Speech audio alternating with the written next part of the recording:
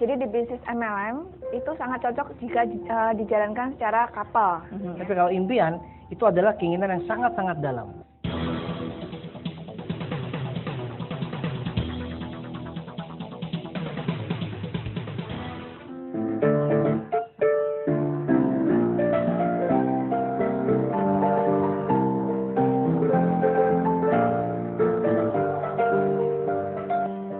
Pemirsa, apa kabar Anda semua? Senang sekali saya Feni Rose bisa menjumpai Anda kembali dalam acara Ada Apa dengan Pemirsa, Anda bisa obrol sana, obrol sini, tetapi yang ini bukan sembarang obrolan. Dan hari ini saya akan mengajak Anda berbincang-bincang tentang kekuatan sebuah impian. Ya, saya yakin banyak di antara Anda yang memiliki kekuatan, bahkan mempunyai sebuah impian, dan bahkan impian itu sudah sangat besar, dan Anda yakin itu menjadi kekuatan diri Anda. Tapi pertanyaannya adalah, apa yang harus Anda lakukan dengan impian Anda itu, agar impian tersebut bisa menjadi sebuah kenyataan? Nah, hari ini saya akan mengajak Anda untuk berbincang-bincang dan juga menggali pengalaman dari tamu-tamu saya yang luar biasa yang sudah menjadikan impiannya menjadi sebuah kekuatan untuk mencapai kesuksesan. Dan tamunya hari ini istimewa sekali karena kalau biasanya datang cuma satu, tapi langsung saya hadirkan dua-duanya sekaligus karena tamu-tamu ini adalah sepasang suami istri yang dua-duanya sama-sama sukses mencapai peringkat yang sangat tinggi di bisnis MLM Tiansi, dan bahkan semua reward atau bonus yang ada di Tiansi sudah didapatkan oleh beliau-beliau ini. Siapakah mereka? Simak profilnya berikut ini. Saat ini, Louis dan Faye telah merasakan hasil kerja keras mereka. Selain bonus yang besar, mereka juga mendapatkan banyak penghargaan dari Tiansi. Mobil mewah BMW, kapal pesiar, pesawat terbang, hingga villa mewah.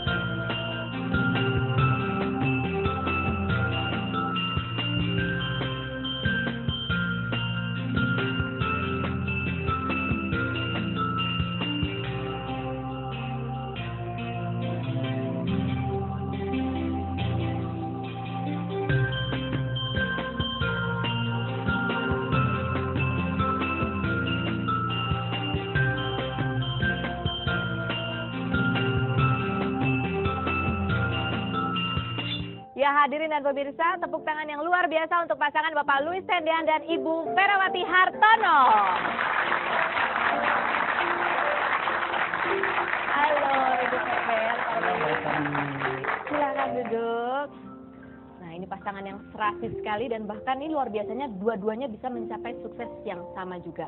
Ini bisa ya dalam bisnis MLM di Tiansi ini pasangan couple itu bisa mencapai kesuksesan yang sama. Iya, betul. Jadi di bisnis MLM itu sangat cocok jika dijalankan secara couple. Ya, sangat menyenangkan sekali bila kita bisa setiap hari bersama dengan pasangan kita.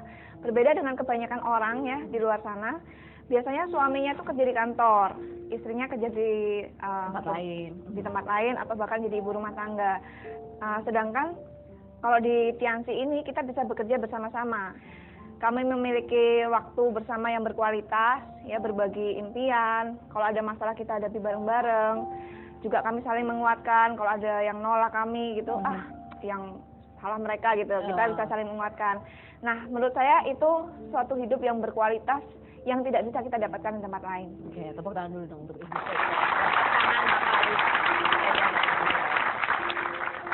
Nah, kita hari ini membahas mengenai masalah kekuatan impian nih Pak Louis ya. Tapi Pak Louis mungkin bisa menjelaskan apa sih bedanya antara impian dan keinginan?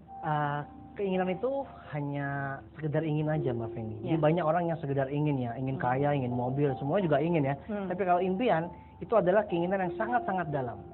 Nah, banyak orang yang sekedar cuman sebatas punya keinginan, tapi impian jauh sangat-sangat dalam dan itu menyentuh hati.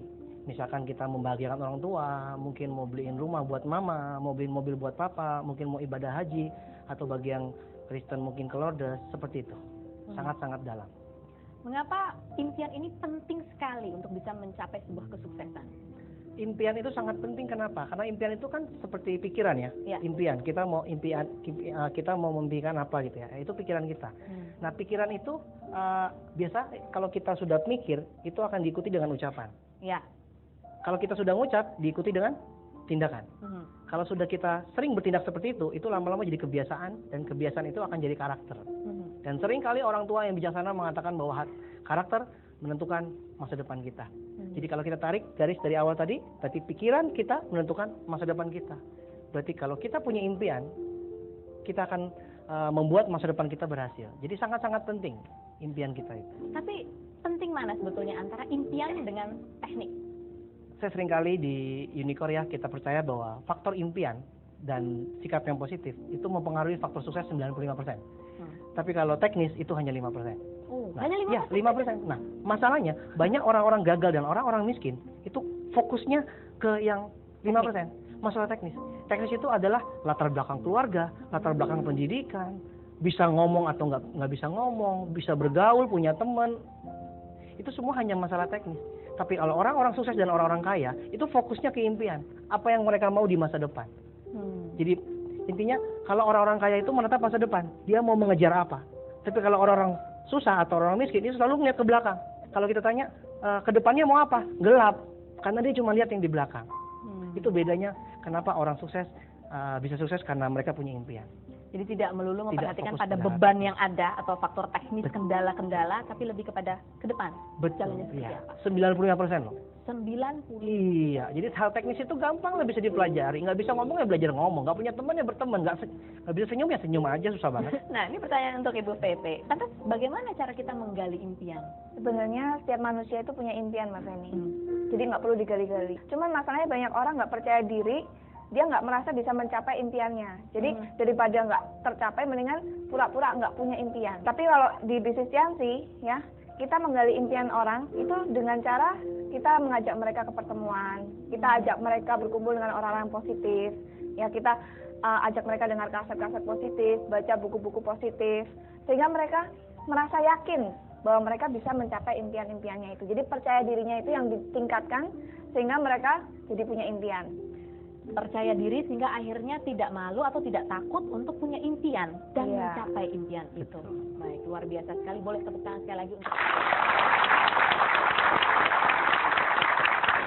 Lantas apa lagi yang harus Anda miliki agar impian yang sudah tergali itu bisa terwujud dan bisa mencapai kesuksesan, atau sikap positif apa yang harus Anda kembangkan? Selain berikut ini, tetaplah bersama kami di Ada Apa Dengan?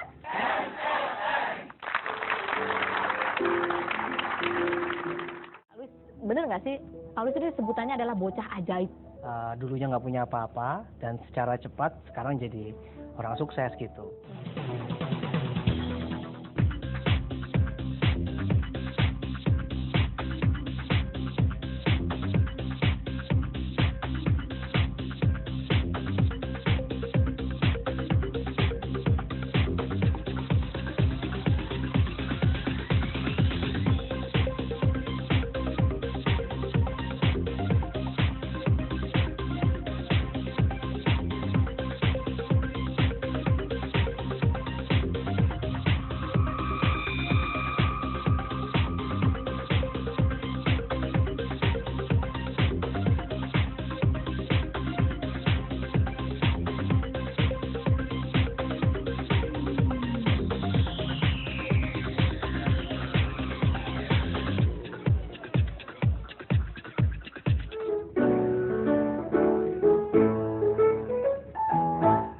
Kekuatan sebuah impian. Tadi Pak Luis mengatakan bahwa itu 95% loh syarat untuk mencapai kesuksesan. Masalah-masalah teknis atau kendala itu sebenarnya hanya 5%. Semuanya bisa Anda pelajari kalau Anda mempunyai keinginan yang kuat yang didorong oleh impian yang besar tadi. Tapi saya ingin bertanya kepada Ibu Feve ini. Lantas, kalau kita punya downline nih, gimana caranya kita bisa terus-menerus menggali impian dari downline kita? Mengingatkan kembali. Seperti apa caranya? Pertama, tentunya kita harus punya impian dulu. Ya. Kalau kitanya nggak punya impian, bagaimana mau bikin orang lain punya impian? Ya. Nah, kita punya impian, dan biasanya orang-orang yang punya impian itu orang-orang yang antusias. Jadi antusias. Nah, kemudian kita sharingkan impian-impian itu kepada donan-donan kita. Nah, antusiasnya itu akan menular kepada mereka. Sehingga mereka juga jadi punya impian, jadi percaya untuk bisa punya impian. Dan ketika kita meraih impian-impian kita, misalnya kita beli mobil, kita bisa bangun rumah, kita bisa jalan-jalan ke luar negeri, memberikan rumah yang terbaik buat orang tua gitu misalnya, itu kita sharingkan ke mereka bahwa impian kita sudah tercapai. Sehingga mereka juga, wah semakin yakin impiannya bisa juga mereka capai. Dan mereka jadi pengen punya impian seperti yang kita inginkan juga. Saya mau tanya ke Pak Louis nih. Pak Louis, bener nggak sih Pak Louis itu sebutannya adalah bocah ajaib? Betul seperti itu. Kenapa sih sampai ada julukan bocah ajaib itu kenapa? Soalnya orang lihat saya dulunya nggak punya apa-apa dan secara cepat sekarang jadi orang sukses gitu. Padahal mereka nggak tahu latar belakang saya. Saya mulai bisnis seperti ini dari tahun 93 sampai tahun 2000 kere terus. Gagal terus. Orang nggak tahu itu. Tiba-tiba tahun 2001 saya memulai bisnis Tiansi ini. Langsung tahun 2003 kan langsung masuk majalah Warta Bisnis sebagai pemasar terkaya nomor 1. Jadi orang langsung, oh gila bocah ajaib gitu. Padahal dia nggak tahu 8 tahun kere belakangnya itu. Orang tuh kadang-kadang cuma lihat hasilnya aja, nggak ngelihat prosesnya gitu. Susah payah di belakangnya itu. Nah, kemudian Pak Louis punya nasihat nggak atau pesan-pesan untuk orang-orang yang sedang menjalani bisnis MLM tapi sedang drop atau down? Sebenarnya kalau kita bicara down sih sebenarnya gampang aja ya. Ngapain juga down, nggak ada untungnya. Coba kasih tahu saya apa untungnya down. Kalau down itu nggak ada untungnya, ngapain dikerjain? Manusia kan hidup cari untung. Tapi kiat-kiatnya kalau Anda lagi sedang down ya, Anda datangin ke apen-apen Anda yang aktif, datang ke pertemuan-pertemuan. Jadi kita bisa bergaul dengan orang-orang yang lagi semangat. Antusiasme itu menular. Dengerin kaset-kaset yang lagi semangat, Anda pasti akan bangkit lagi. Lama-lama kalau Anda biasakan seperti itu terus, lama-lama Anda nggak bisa down lagi. Mau down nggak jadi, mau down nggak jadi, lama-lama nggak pernah down lagi. Oh, jadi seperti itu caranya. Jadi lingkungan yang positif itu membantu kita untuk betul tetap sekali. Ingat. Jangan jauhi pertemuan yang positif, tapi dekati pertemuan yang positif sehingga kita bisa tertular semangat dari orang-orang tersebut. Tapi bagaimana nasihat Pak Louis ini untuk orang-orang yang jangankan mau datang ke pertemuan, ikut MLM aja udah trauma? Kalau kita bicara trauma, coba kita lihat ya, contoh. Thomas Alva Edison menciptakan lampu, ya, itu ada buku yang mengatakan 2000 kali percobaan, ada yang mengatakan 10.000 kali percobaan. Anda bayangkan, Thomas Alva Edison 2000 kali ya, atau 10.000 kali percobaan baru bisa nyala lampu. Bayangkan kalau Thomas Alva Edison itu trauma, gelaplah kita. Kayak lilin ya. Di studio kita ngobrol gini pakai lilin nanti. Ya, jadi nggak ada gunanya lah trauma. Buat apa kita harus trauma? Lalu ya, semua orang sukses itu adalah orang-orang yang paling banyak gagal. Bahkan mereka jauh lebih banyak gagal daripada orang-orang yang gagal. Karena mereka banyak mencoba. Kalau orang-orang yang gagal ini nggak pernah nyoba. Terus satu lagi contoh ya, anak kecil ya. Waktu Mbak Feni, waktu kecil, waktu bayi kan kita lihat ya.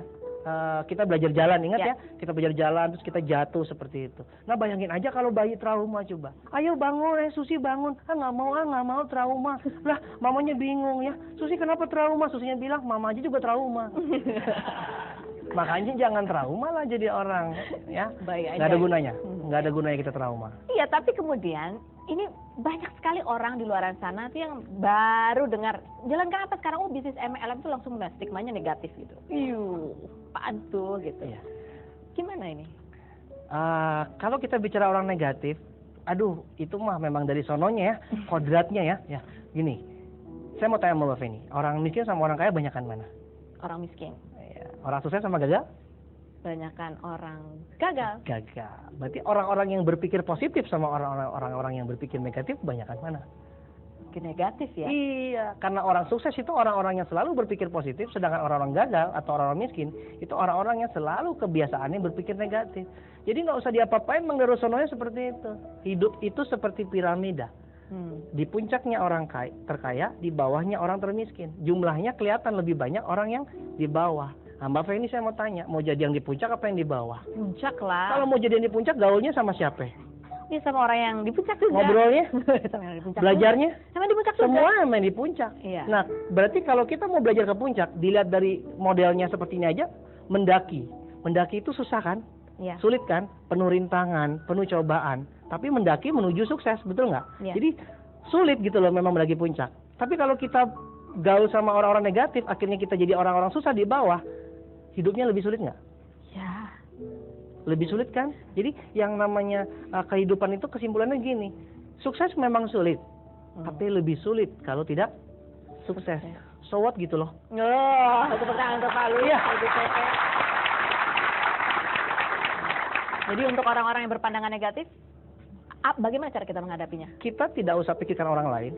Yang penting kitanya mau jadi sukses, kita harus berpikir positif. Kalau kita berpikir positif, otomatis akan menular kepada yang orang lain yang negatif, sehingga mereka berubah menjadi positif. Jadi, banyak orang sukses itu adalah orang yang mengendalikan lingkungan, tapi orang gagal orang yang dikendalikan lingkungan. Jadi semua kuncinya, jawabannya semua kembali kepada diri kita sendiri. Kita punya impian, kita akan menularkan impian kita. Kita punya sikap positif, kita akan menularkan kepada orang negatif. Jadi kuncinya bukan di luar, di sini, di kita sendiri. Nah, pemirsa, bagaimana dengan Anda? Kalau Anda orang yang ingin mencapai kesuksesan, berarti Anda harus selalu terbuka pikirannya untuk menerima sesuatu pelajaran yang baru dan harus bersikap positif. Barangkali itu adalah kunci untuk mencapai impian Anda. Setelah yang berikut ini, tetaplah di Ada Apa Dengan?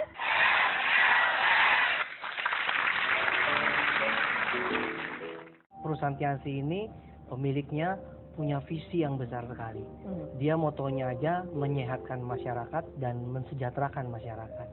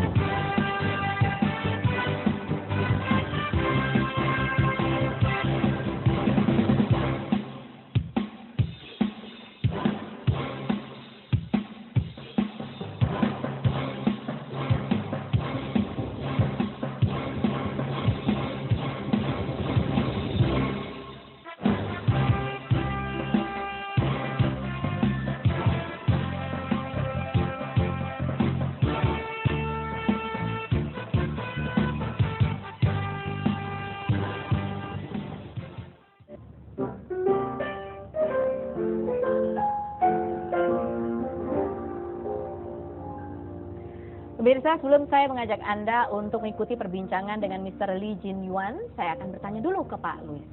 Apa sih Pak Louis yang membuat Pak Louis ini mau bergabung bersama bisnis Tiansi?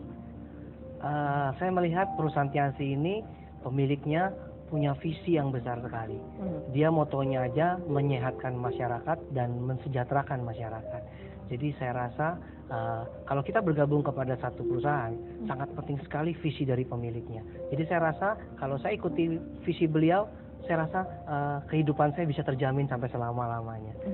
Kalau nggak punya visi, mau dibawa kemana? Iya, mau dibawa kemana nih kita? Pemimpin kita nggak tahu mau kemana, kita susah ngikutinnya. Kalau ini jelas sekali visinya sangat besar, luar biasa. Baik, kalau begitu langsung saja kita ikuti dan kita simak bersama apa visi dari Mr. Lee Jin Yuan untuk perusahaan Tiansi. Berikut ini. 我是在天津创业，我是一个外地人，单身一人到天津为一个高科技项目，实际上是中国5000年的养生文化的精髓，用现代科技的相结合。但是我创业碰到很多的一些困难和挫折，我毫不放弃。天池发展在中国2年多的时间，发展了一个集团化的公司，创造商业时的一个奇迹。 在直销时的也是创造了一个巨大的奇迹，突破世界直销行业的一个瓶颈。天池的创新理念在这儿就扎根、发芽、结果，真正的在这个期间，天池又走出去考察海外，在30多个国家，越考察我越坚定的信心和信念，我必须要走出去。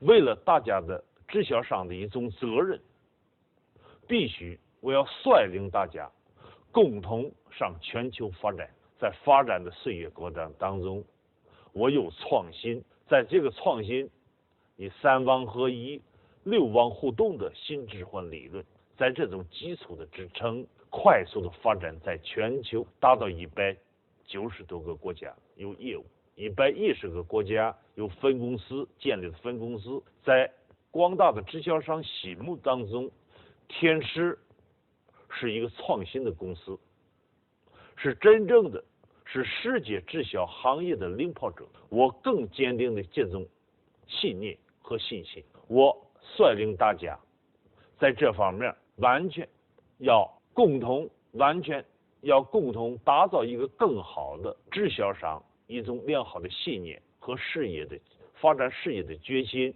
我们是你的战略合作伙伴，帮助你改变人生，实现自我的价值，真正的提升生活的质量。在这种基础，我们打造更多的，形成了百万富翁、千万富翁。在这些个年，我们在全球100多个国家，我们干叫我们的健康无价，信誉更无价。我们唤起了世界的支撑，我们又唤起了世界500强的企业给我们战略联盟，比如美国的辉瑞、美国的微软、比尔盖茨给我们都是战略联盟，共同携手打造天池未来的更好的发展。包括台湾王永庆，包括日本的资生堂，包括金光集团，包括欧莱雅，世界著名的大企业500强的企业，他把他们品牌拿下，贴天池品牌，真正的 OEM、ODM， 真正联手，我们构建真正的一个为打造未来的发展的明天更好。所以多年如一日，为社会无私的奉献，达到2亿美金。所以我们真正的承担社会公民的责任，我们共同进入世界500强之列。Ya, pemirsa, itulah tadi visi dari Mr. Lee Jin Yuan. Nah, bagaimana setelah Anda mendengarkan visi itu? Nah, berikut ini ada hal yang menarik lagi, yaitu kita akan menggali apa sih yang memotivasi Bapak Louis dan Ibu Fei ini dalam menjalankan bisnisnya dan bagaimana pencapaiannya. Jangan kemana-mana, tetaplah di Ada Apa Dengan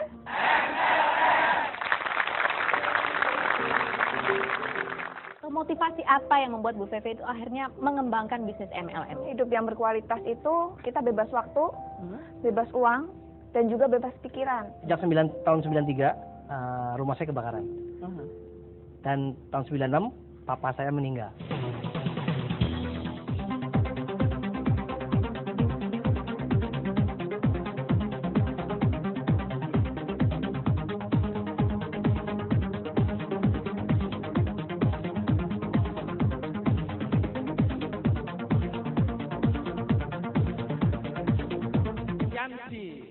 telah membuktikan sebagai penggerak ekonomi kerakyatan.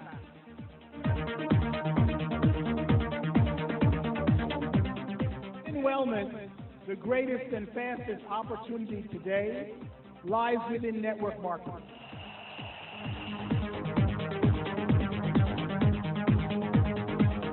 MLM Siansi dengan Unicorn akan merubah ekonomi kerakyatan Indonesia.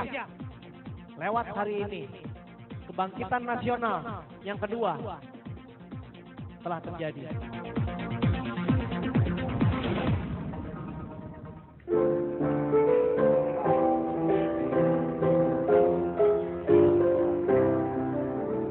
Kita kembali lagi di Ada Apa Dengan MLM. Ada apa dengan Ibu Fei ini? Atau motivasi apa yang membuat Bu Fei itu akhirnya mengembangkan bisnis MLM ini? Menurut saya ya, hidup itu kan cuma satu kali. Ya. Sebentar lagi. Mesti harus berkualitas dan benar-benar berguna buat orang-orang yang kita cintai. Jadi menurut saya hidup yang berkualitas itu kita bebas waktu, bebas uang, dan juga bebas pikiran. Nah, kalau kurang dari salah satu itu rasanya masih belum lengkap hidupnya.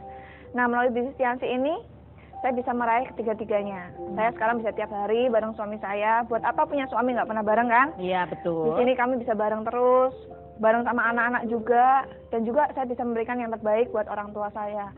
Bisa belikan rumah, bisa belikan mobil, bisa ajak jalan-jalan ke luar negeri. Jadi menurut saya hidup saya sekarang udah sangat-sangat indah dan sangat-sangat berkualitas. Sangat lengkap ya, sudah Iya. sempurna. Dan ini tentu berkaitan juga dengan motivasinya Pak Louis. Kalau tadi Bu Fei bilang motivasinya adalah supaya bisa punya waktu bersama suami, menjalankan bisnis bersama, berbagi bersama. Ini pasti ada kaitannya dengan bisnisnya Pak Louis sebelum terjun ke bisnis MLM nih. Katanya nih Pak Louis ini sempat bisnis panci, betul Pak? Betul. Bahkan yang jangan sampai ditiru. Bisnis visi dibacakan, Pak. Betul. Lantas apa yang memotivasi Pak Louis sehingga akhirnya bisa mengembangkan bisnis ini? Justru itu Mbak Feni, latar belakang saya aja udah malu-maluin. Jadi kalau orang tanya sama saya kenapa masih muda bisa sukses, malunya udah lewat.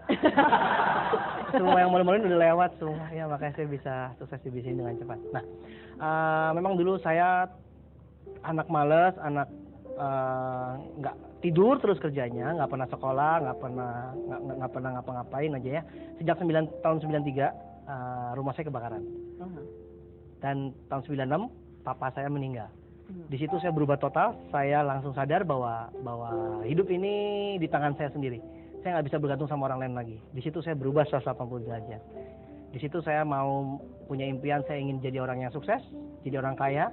Karena saya lihat orang sukses itu dihargai orang.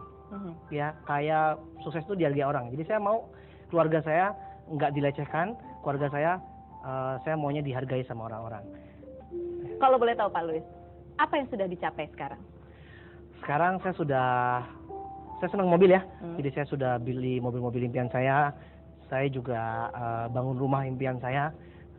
Saya juga sudah bebas uang, bebas waktu. Jadi saya mau beli apa aja bisa. Saya mau punya waktu bersama keluarga kapan aja bisa. Saya bisa keluar negeri kapanpun juga. Dan saya bisa ngajak orang tua dan anak-anak saya keluar negeri. Pokoknya satu kata deh, freedom. Satu lagi nih terakhir pertanyaan untuk Pak Louis. Ini ada yang bilang dan bahkan mengatakan kenapa sih leader-leader MLM Fiansi ini kok terkesan sombong karena suka pamer. Betul nggak sih seperti itu Pak? Ya memang di bisnis ini kita harus show ya, lifestyle kita ya. Ya sepertinya pamer ya, tapi sebagian orang melihat dari sisi lain, mereka melihat kita sombong. Padahal kita pamer itu karena kita peduli Mbak Feni. Karena kita peduli kepada mereka yang masih susah hidupnya, sehingga mereka termotivasi untuk menjadi sukses seperti apa yang kami alami. Nah, kalau di profesi lain, mereka mungkin nggak bisa pamer, karena mereka nggak bisa diikuti oleh orang-orang banyak. Ya, mereka profesi mereka masing-masing ya sulit untuk diikuti karena profesi lain kan butuh keahlian. Sedangkan kami sukses, semua orang bisa sukses, bodoh, pinter, tinggi, pendek, semua nggak peduli deh latar belakang, semua bisa sukses. Jadi kita pamer itu maksudnya supaya pertama kita peduli, kedua lu juga bisa gitu. Jadi karena di bisnis MLM ini yang salah satu yang penting adalah kita melihat contoh. Betul. Maka pamer di sini dalam arti bahwa ini loh kita bisa mendapatkan seperti betul. ini. Anda juga bisa. Betul sekali. Nah, pemirsa, kekuatan sebuah impian itu 95% syarat Anda untuk mencapai kesuksesan. Tapi bagaimana caranya mewujudkan? Caranya ternyata adalah dengan memiliki sebuah sikap yang positif, bergaul dengan orang-orang yang memiliki sikap yang positif, dan jangan lupa bahwa kalau Anda ingin berada di puncak, Anda harus mengikuti jalan yang mendaki. Terlihat susah, tapi begitu Anda mencapai di puncak, maka Anda akan mencapai apa yang Anda impikan. Jangan menjadi bagian dari orang-orang yang banyak. Tetapi orang-orang yang banyak itu belum tentu mencapai kesejahteraan. Tapi jadilah bagian dari orang-orang yang mempunyai sikap positif dan impian yang luar biasa besar. Tepuk tangan sekali lagi untuk Ibu Feby. Terima kasih banyak. Terima kasih Anda sudah bergabung bersama kami di program Ada Apa Dengan? Nah pemirsa, setelah Anda mengikuti semua kisah-kisah sukses dan juga apa yang memotivasi tamu-tamu kita yang sukses menekuni bisnis MLM, saya yakin Anda juga sudah termotivasi. Dan ingat sekali lagi bahwa impian Anda yang luar biasa itu hanya akan berhasil bila Anda memiliki sikap yang positif. Dan jadilah bagian dari orang-orang yang sukses dengan bergabung bersama orang-orang yang juga memiliki sikap yang positif untuk bisa yakin bahwa saya juga bisa menjadi sukses. Terima kasih sekali lagi dan saya Feni Rose undur diri. Sampai jumpa.